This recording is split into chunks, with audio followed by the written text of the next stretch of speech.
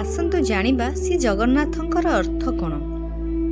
श्रीर अर्थ कौन, जर अर्थ कौन, गर अर्थ कौन, नार अर्थ कौन, थर अर्थ कौन। धार्मिक अर्थानुवाद अनुसार श्रीर अर्थ है श्री अर्थ लक्ष्मी, ऐश्वर्य, विभव, आलोक। से भक्ति, प्रीति और शोभा प्रदायिनी शक्ति। से जगन्मय ज्योति स्वरूप। से सर्वप्रकाश्य। से ही पथ प्रदर्शक। जर अर्थ उत्पत्ति। विष्णु, पितामाता, तेज, सकल सृष्टिर कारण हेउछि भगवान जगन्नाथ। सर्वदेवता तांकठारु सृष्टि। से वेद, मंत्र, योग, ज्ञान आदिर उत्पत्ति स्थल। से ही आराध्य देवता विष्णु। से हेउछन्ति सकल प्राणी जगतर पितामाता।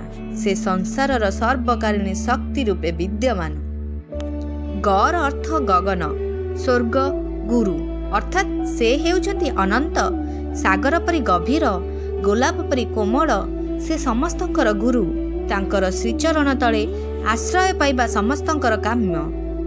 नर अर्थ निराकार, निर्भीकार, अविनाशी, स्थानान्वित, निर्माया, निरीह, निर्मल, निराकार, निर्गुण, नित्य, अविनाशी, परमात्मा, परमेश्वरंकर साकार स्वरूप, सुगुण स्वरूप ही जगन्नाथ।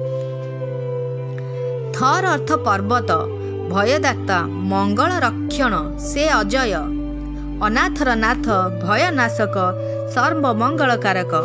से द्रौपदी मान रक्षण, गज उद्धारण परि समस्तंकर दुख दूर करती।